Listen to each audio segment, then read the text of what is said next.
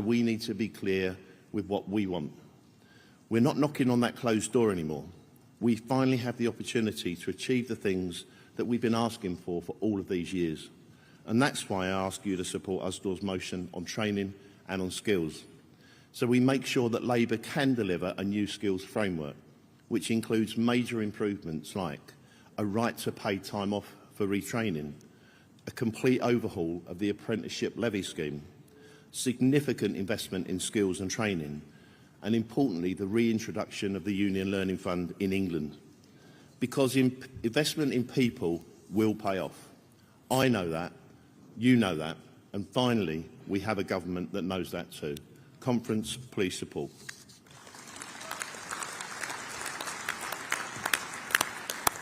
Thank you. I call Unison to second, and can the CWU and UCU be available to speak? I hope to be able to take you both in debate. Unison. Thank you, President Congress.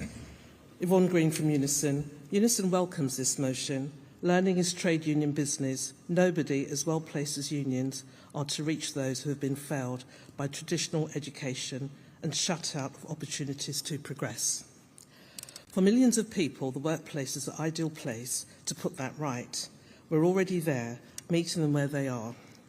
Unison has been proud to be a leader in the workplace learning, with a history stretching back to our founder unions, recently with the creation of our Unison College. We can testify, as can other unions, with that ethos and history. The impact of a single episode of workplace learning can be felt far beyond the learners themselves. Their family, their colleagues, their community can all benefit from one person's improved skills and confidence. Multiply that impact across a workplace, an employer, a region, the whole workforce, and the results can be extraordinary. More than that, learning is the business of all of us. The hole that is our national skills gap has become more and more apparent over the last decade, with skills shortages doubling to over 500,000 between 2017 and 2022, and now accounting for over a third of job vacancies. Vital work that isn't getting done because we don't have the people with the skills to do it. Interventions by the previous government only made things worse. The implementation of the apprenticeship levy has been a shambles and a missed opportunity. The abolition of the Union Learning Fund in England was a disaster. Now it's time to put things right.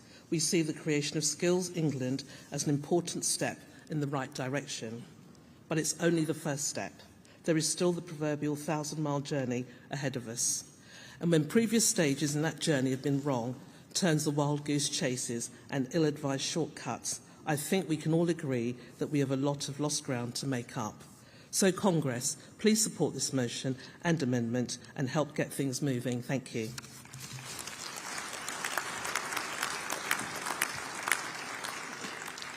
Thanks very much for that. I call CWU.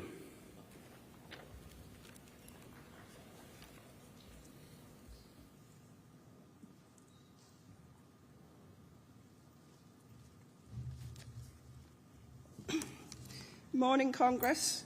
Kate Hudson, Communication Workers Union, supporting motion 62. Congress, training and skills provision for working people is vital to our economy and to individual career progression. However, several decades of marketisation and underinvestment has left too many workers unable to access the skills and training they vitally need. We fall way behind our international competitors in funding, with the EU average investment in training per employee currently twice that of the UK. As the motion states, we need a new skills framework to address the last 14 years of Tory failure and to meet the needs of workers. The right to pay time off to learn would incentivise workers to upskill and improve the skills base within the UK workforce. And sole learning accounts would allow individuals to plan their own learning pathways. The importance of union learning reps in providing good quality information and support is vital to ensure our members are fully informed about their funding entitlements. However, Congress, the CWU fully support the reinstatement of the ULF fund. However, it has to reflect the needs of 2024 rather than it just being a reboot of 1998.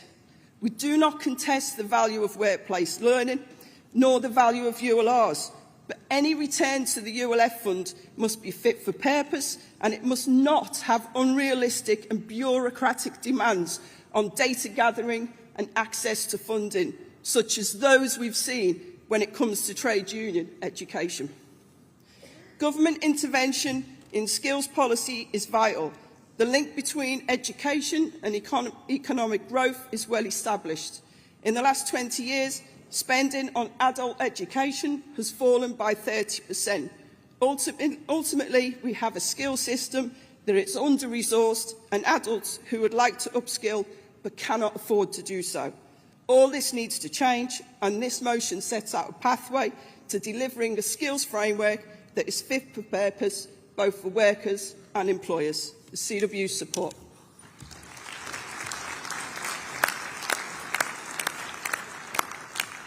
Thanks very much, Delegate. I call UCU.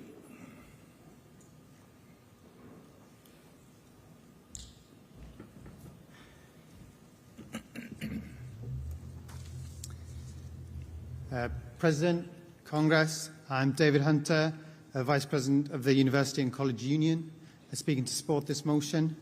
UCU represents educators in HE, FE, prisons and adult education.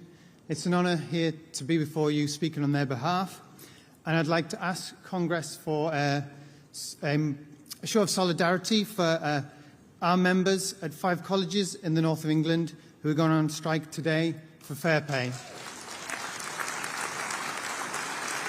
Thank you, Congress. Thank you. I work in further education, and in England alone, our FE members educate 1.6 million people a year. 160,000 of those are on apprenticeship provision. 35% of large employers who train their staff do so through a college, and 30% do so through a university. Our members train and retrain the country's workforce. Our members provide first, second and third chances. In my own class, I have a colleague who returned to college later in life, who passed the English and Maths qualifications she left school without and secured work in the care industry. Then she came back to college again, retrained in education and joined my department. She's now not only a highly skilled member of our staff, but a highly valued member of our union, standing strong on our picket line when she struck for better wages.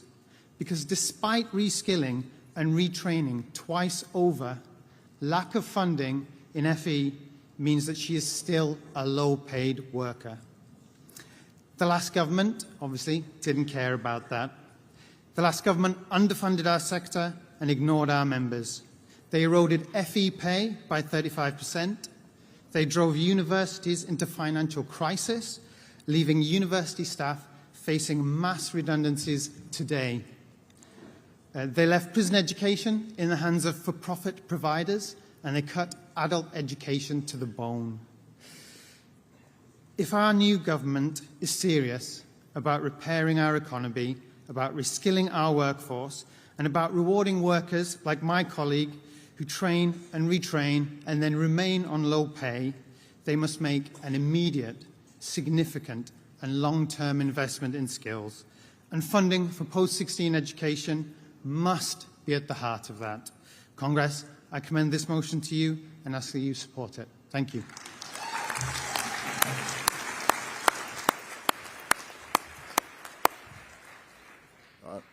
Thanks very much, Delegate. Congress, you'll have seen that we've been joined on the platform by Keir Starmer, the Prime Minister, and we'll be hearing from him.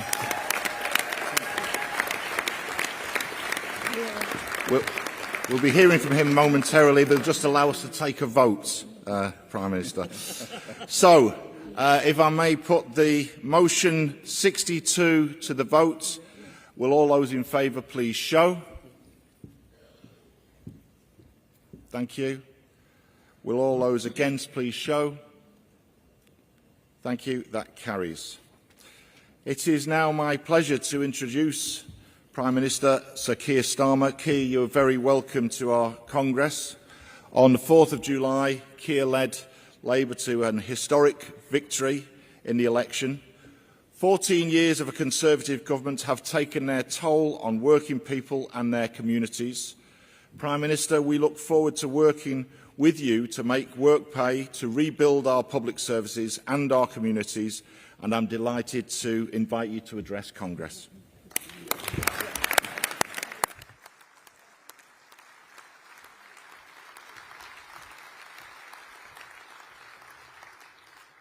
Thank you, Matt, and thank you, Congress. It's such a pleasure to be back with you again here in Brighton, a city of sanctuary, of solidarity, and a city that once again this summer showed that there's no place for hatred, division, or violence on our streets.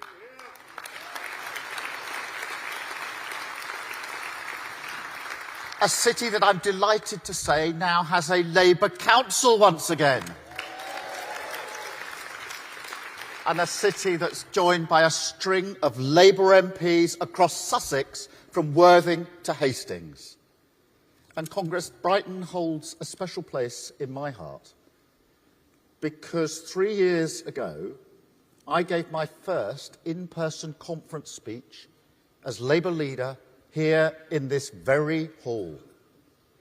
I said that our party had to change if we were to win a general election.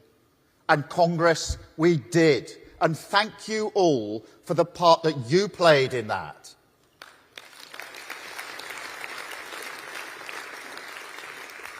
And now, because of the hard work that we did together, I'm able to address this Congress for the first time as Prime Minister.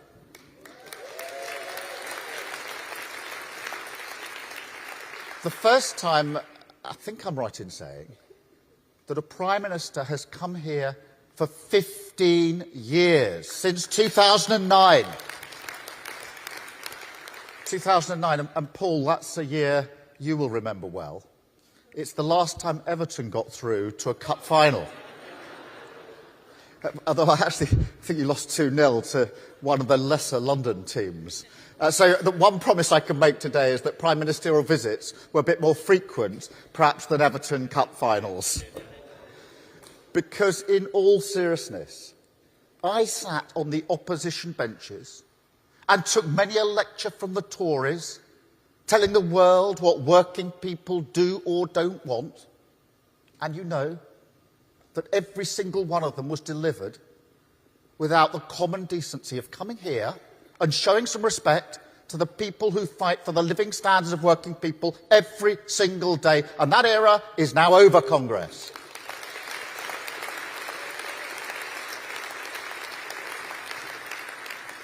And I would like to thank every one of you who played a role in ending it.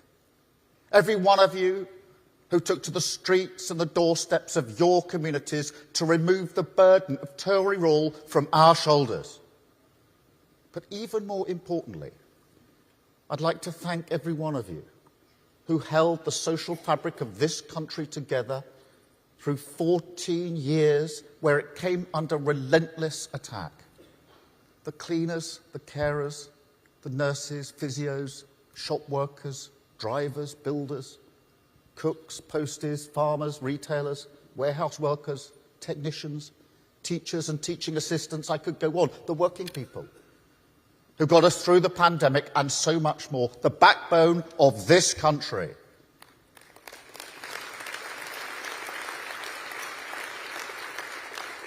Because, Congress, the chance we now have, the opportunity to rebuild Britain, that hope is here because of those efforts. So thank you all for everything you do and have done for our country. But now, the job of rebuilding begins. And I have to level with you. As I did on the streets in Downing Street just over 2 months ago, this will take a while. It will be hard. But just as we had to do the hard graft of change in our party, now we have to roll up our sleeves and change our country. And Congress, the light of a fairer Britain, a more prosperous, secure and dynamic country, is at the end of the tunnel. That doesn't mean that it's easy to get there. The Tories knew it would be like this. That's why they called the election early.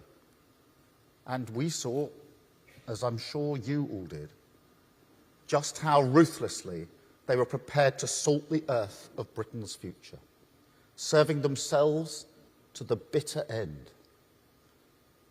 And that's why we were so clear and specific about the first steps in our election campaign.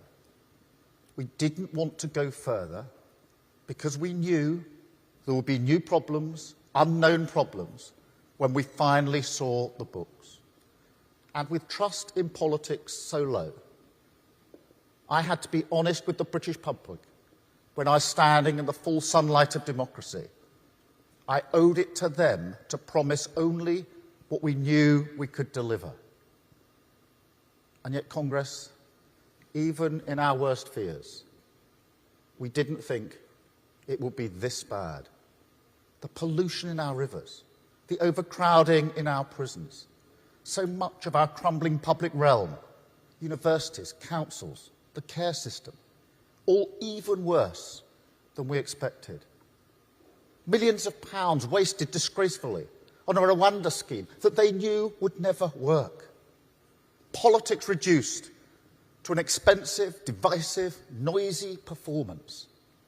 A game to be played, not the force that can fundamentally change the lives of those that we represent. And Congress, the bill for that performance is now in. And I'm afraid if we don't take action, it's a cheque that will bounce. Britain left with a social black hole and a financial one. £22 billion this year alone.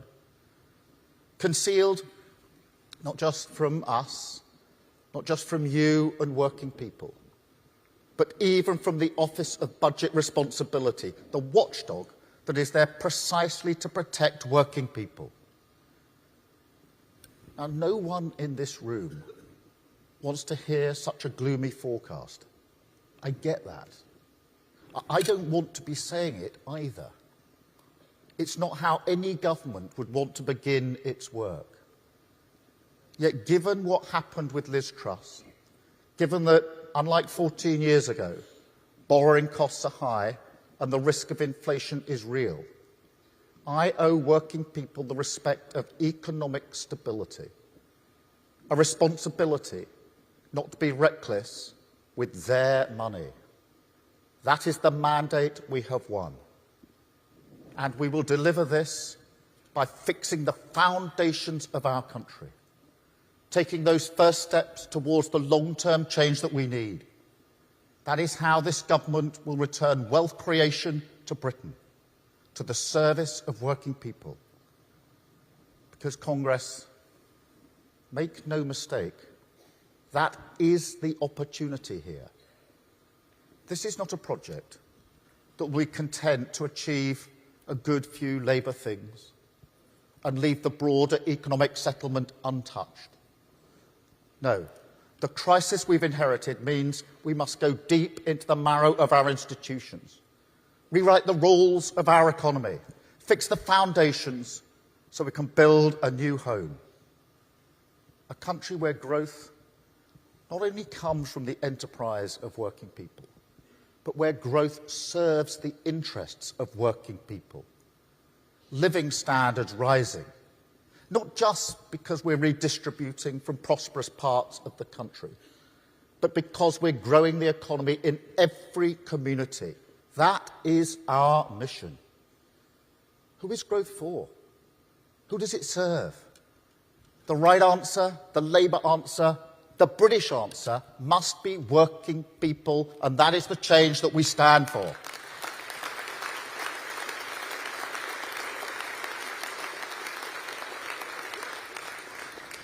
But there's nothing new in this. It's the purpose of the Labour Party now and always.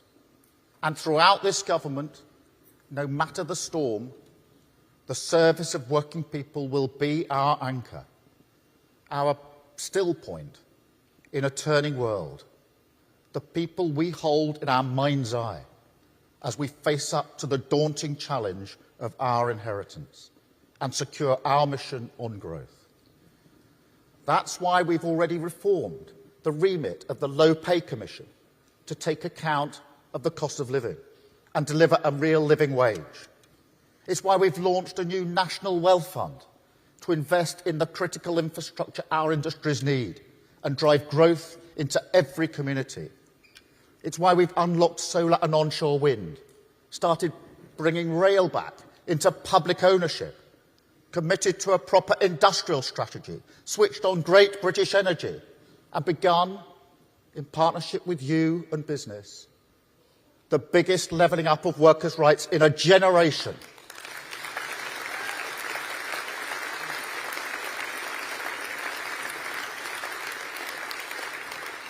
And let's be really clear about why we need this New Deal.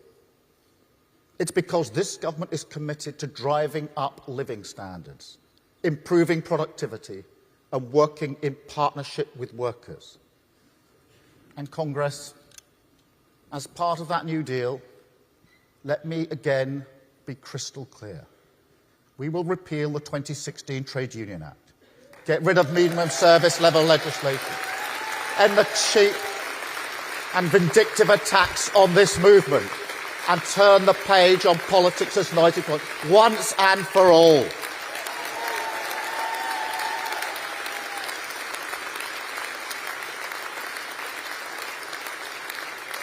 And Congress, this is the opportunity of power. It was hard won and hard fought for. I want to thank the General Secretary for his role in that. Paul has always been a campaigner, a force of nature. And across the movement, there are people without whom we could not have done this. Too many to thank here, but they know who they are. Because election victories don't fall from the sky, certainly not for the Labour Party. But as well as your support, we also had to change. This election would not have been won if we had not changed. We have the chance now to repair our public services because we changed the Labour Party. We have the chance to make work pay because we changed the Labour Party. We have the chance to deliver for working people, young people, vulnerable people, the poorest in our society because we changed the Labour Party. So when I say country first, party second, that isn't a slogan. It's the guiding principle of everything this government will do. We ran as a changed Labour Party, and we will govern as a changed Labour Party.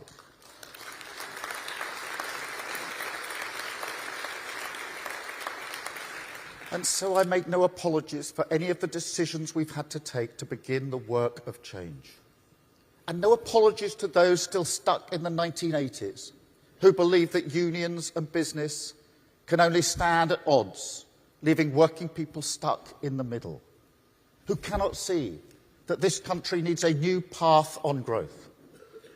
People who describe policies that give working people more security, more protection, more power and dignity at work, or even the fundamentals of industrial strategy, which is common across the world, as anti-growth. Let me tell you what is anti-growth. An economy where real wages stagnated for 15 years. That's anti-growth. An economy where productivity keeps on flatlining. That's anti-growth. An economy where the state of our public services prevents people going to work because they're ill. That's anti-growth. And so I won't take lectures from the Tories or others who complain every time this government tries to undo the damage that they have done, clinging desperately to the failed model of the past. And nor will I take seriously the complaints of people who had their time faced with the same difficult problems, chose to run away from the responsibility of fixing them. A party that allowed the politics of easy answers and distraction to become their comfort zone, rather than face the responsibility and reality of government. That has changed. Let me tell you, I see the nurses, the teaching assistants, the carers who can't afford to get their boiler fixed or buy their kids a new school uniform. I see them. I see the public sector demoralised, burnt out in some places, gripped by a recruitment and retention crisis that holds back your ability to do what we all believe in, the service of working people. I see all that. And so I can guarantee this is not and never will be a government that will sit around the table with you and tell you that black is white. But I do have to make clear, from a place of respect, that this government will not risk its mandate for economic stability under any circumstances. And with tough decisions on the horizon, pay will inevitably be shaped by that. I owe you that candour. And I'll tell you why. It's because, as was so painfully exposed by the last government, when you lose control of the economy, it's working people who pay the price. I'll never let that happen under a Labour government.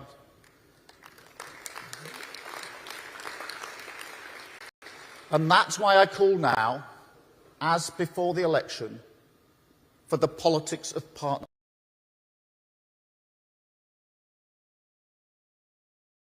Importantly of all, with working people. Now, that sounds very straightforward and attractive. But I'll tell you this, it's much more difficult. Alongside collaboration, it also requires compromise. It demands that we work through our disagreements and with those who have a different perspective. Partnership is a more difficult way of doing politics. I don't deny that. I know there's a clarity in the old ways, the zero-sum ways, business versus worker, management versus union, public versus private, pick your side, to the victor the spoils. I say to everyone now, and I think many of you already know this, that kind of politics is not what the British people want. When I say to them that our policies will be pro-business and pro-worker, they don't look at me as if I'm deluded. No, they see that as the most ordinary, sensible thing in the world. I know there will always be disputes. Of course there will. But in all seriousness, there is a mood of change in the business world, a growing understanding of the importance of good work and the shared self-interest that comes from treating the workforce with respect and dignity, the productivity gain of fairness. And Congress, that is an opportunity to be grasped. Business leaders are not knocking on my door saying they want to rip up employee rights. They don't tell me the problems they face will be solved by coming for the trade unions. They want fair taxes, high skills, and the long-term ability to invest. And that chimes precisely with what trade unions up and down the country tell me they also want. Working people want good companies to make profits, attract investment, and create good jobs. And Congress, in a way, that is why the Tory argument on trade unions no longer finds the same audience. The British people are not interested in those tired old tropes. This isn't the 1980s. The mood is for partnership, and not just on pay, on everything, to turn around our NHS, give our children the start in life that they deserve, make our public services fit for the future, unlock the potential of our clean energy. We have to treat this as an opportunity to come together. We're in power now. This is our chance, Congress. Common cause of national renewal. And so as we rewrite those rules of our economy, as we drag this country back to the service of working people, this is a chance that must be taken. Because rules written in the ink of partnership will be more durable and long-lasting, whoever is in power. So it's time to turn the page. Business and unions, the private and public sector, united by a common cause to rebuild our public services and grow our economy in a new way.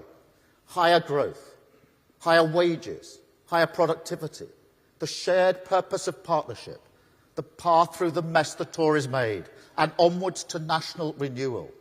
That is the road we are on, Congress, and we won't turn away from it.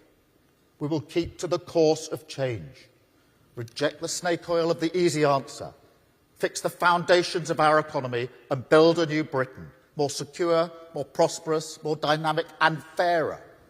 Wealth created in every community, a country renewed and returned, calmly but with confidence, to the service of working people. Thank you, Congress. Thank you.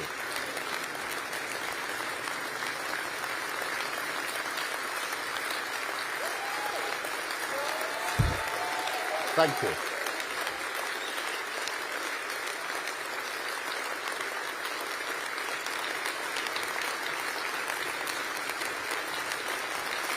Thank you, Congress.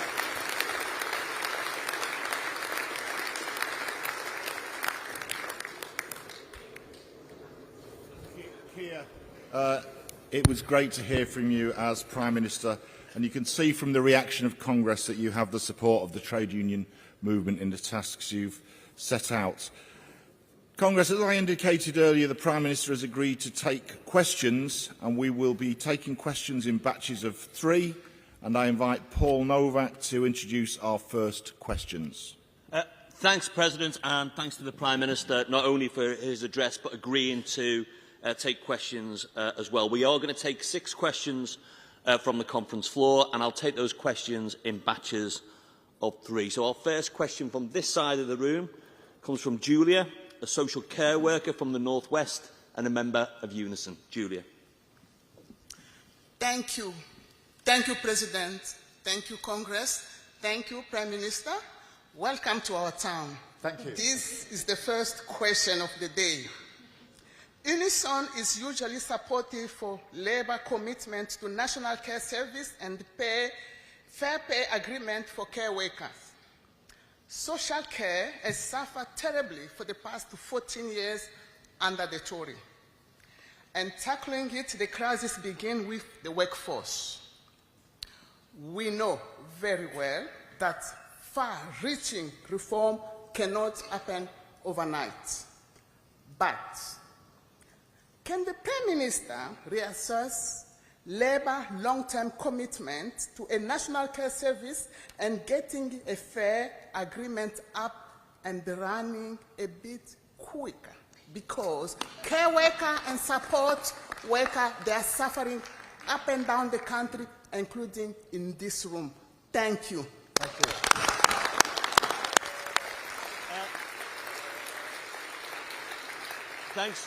Thanks, Julia. Our second question is from David, who's a United Executive Council member who works in the health sector. David. Thank you, Congress. Thank you, Mr. President. Prime Minister, it's great to be here. I'm pleased to see Labour Prime Minister in this hall. Thank you. As our General Secretary, Sharon Graham, said yesterday, I'm sure you heard her great speech. As she said, rates of investment in British industry are the lowest in the G7, and other countries have much more money set aside for future investment. If we don't start investing much more in industry now, how can we ensure Britain gets the good quality jobs we need workers to transition into, and especially our green jobs and the steel works that we all want? Thank you very much, Prime Minister.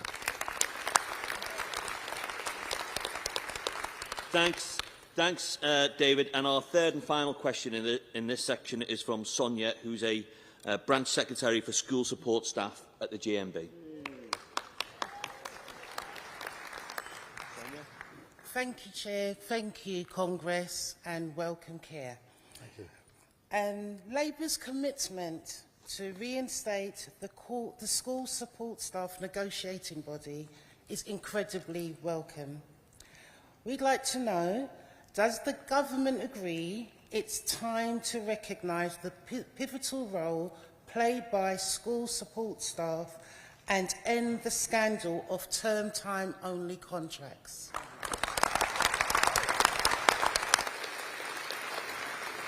Thank you, colleagues, for those questions. Let me take them in turn. Firstly, Julia, in relation to care and the care service.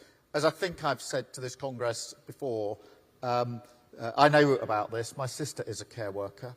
I know just how difficult it is, how fragile the working conditions are, and it's hugely important that we make that commitment, as we have done and as we do, to a national care service. That is one of the absolute objectives of this government, to create that national care service, and it does of course start with the staff. It doesn't end with the staff, but it starts with the staff, because you will know across your unions, across your members, just how fractured the working conditions are, and that's the reason, amongst others, that so many leave care to go and work in other sectors, because they want a framework that is better for them. So it starts with the staff, and the Fair Pay Agreement, it will be the first of its kind that we will be bringing through, and we've deliberately chosen the care sector because we think it's the sector that most needs it. So that's the foundational stone, if you like, of the National Care Service, but we made a commitment to this. We'll stick to that commitment. We will see this through, and we look forward to working with you,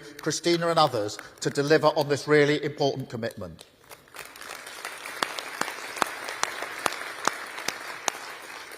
David, on investment, you hit the nail on the head in one of the major failings of the last 14 years, which is we haven't had enough investment to this country, to our economy, to the businesses in which your members work, and this matters hugely. Whenever I ask investors why they haven't put the money into the United Kingdom in recent years, they tell me it's because of the chaos of the last 14 years, particularly the recent years, with chopping and changing Prime Ministers, Chancellors' strategies. That is not to create the conditions for investment. The way to create the conditions for investment is economic stability, real clarity and strategy about where we're going as a government, whether it's on Clean Power 2030 or other strategic decisions, so we can get that investment in, make sure that we get the growth that we need, and growth in every part of the country. And just on growth, because it's so important, yes, we want economic growth. Your members want economic growth. We want wages to go up. We want living conditions to improve. We want to have public services to be better. And we need it across the whole of the country. And that's why I said what I said about redistribution. I don't want a model that says growth is only for some parts of the country and redistribution is the answer for other parts of the country. We've got to have the commitment, the determination to make sure that investment brings growth across all parts of our country, and that's why we set up the National Wealth Fund. That's why the industrial strategy is so important, and Great British Energy to make sure that we get that investment in. So thank you, David, for that question.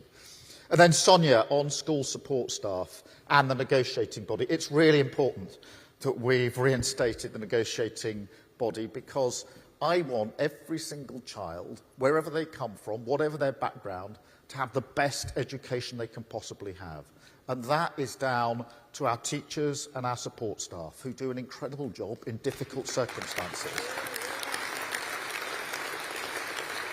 And we owe them not just a negotiating body, but our respect. And it is that, in that spirit, that we will work with them to deliver the first-class education that every child absolutely is entitled to in this country. So thank you, Sonia, for raising that really important issue. Thanks, Paul. Thanks, Prime Minister. Our fourth question, and we're going over to the other side of the hall, is from Helen, who works in defence and is President of Prospect's Defence Sector. Helen? Prospect's recent survey of women in civilian roles in the Ministry of Defence found that, shockingly, over 60% have experienced or witnessed sexual harassment at work. What will the government do to make the defence industry and workplaces safe for women? Thanks, Helen. The next question is from Alan, who's the National President of the Educational Institute of Scotland and a Principal Teacher of English. Alan? Good morning, Prime Minister. The UK is one of the richest countries in the world, but poverty is wrecking the lives of more than a quarter of our children. The two-child benefit cap, punitively introduced by the last government, is a driver of poverty among larger families and is negatively impacting the lives of 1.6 million children. Controversially, your government has not scrapped the two-child benefit cap. What alternative urgent measures are you therefore taking to immediately alleviate the poverty experienced by 4.3 million children across the UK?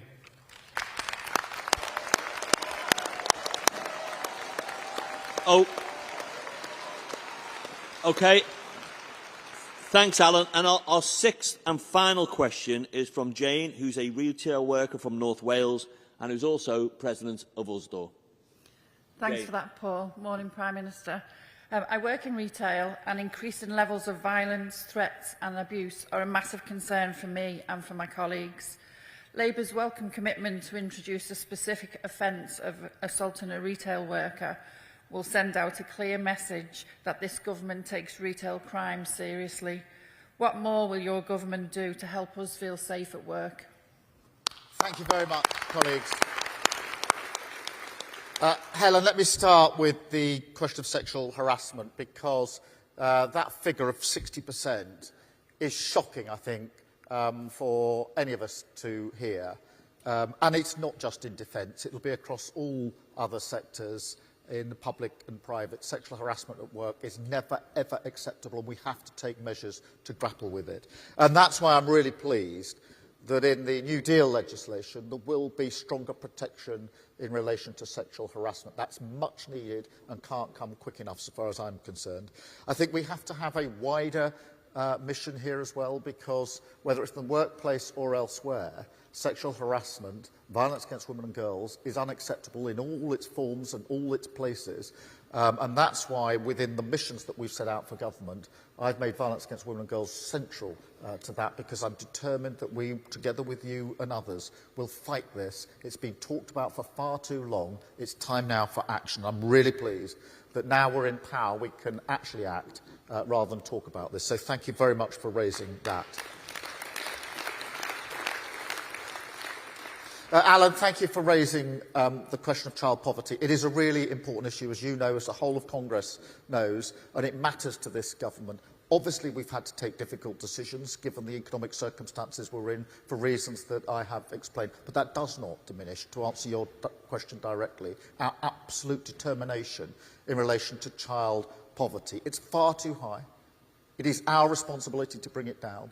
We've already obviously set up a task force, but that has to get to the underlying causes as well. This isn't an issue that can be solved just by one adjustment in welfare, frankly. It's about housing, it's about education, it's about wages, it's about conditions in which people live, health, mental health. All of that has to be addressed, and we are determined to address it and are already addressing it, because just as the last Labour government brought child poverty right down, so will this government. We'll work with you and others and everybody in the room to make sure that we make good on that commitment, because it is so important to us, and we'll work with you on it. So thank you, Alan, for raising it.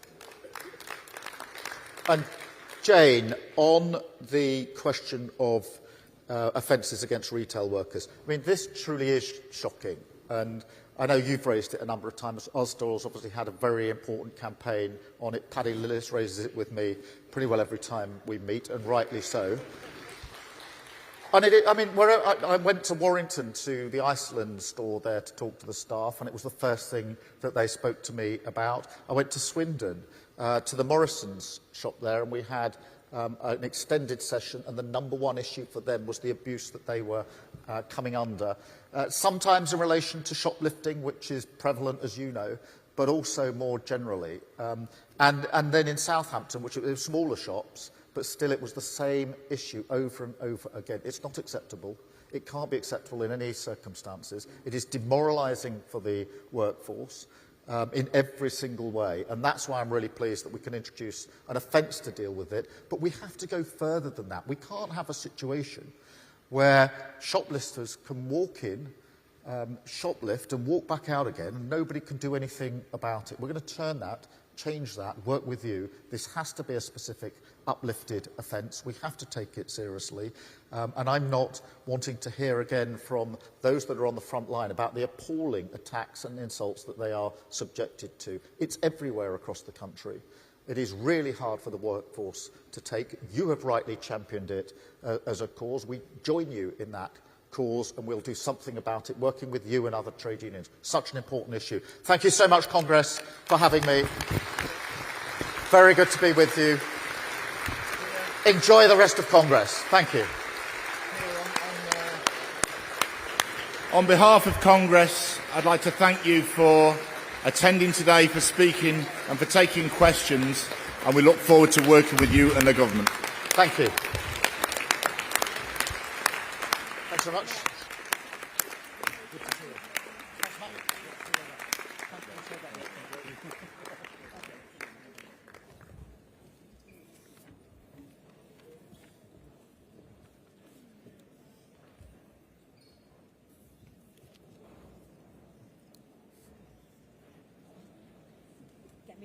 Okay.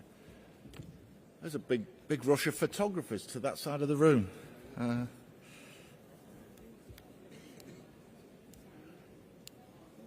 We happy to go? Yeah, go for it. Okay, Congress, let's carry on with the business. I call motion 60. Prisons are full, but so is probation. The General Council support the motion to be moved by Napo and seconded by POA. Napo.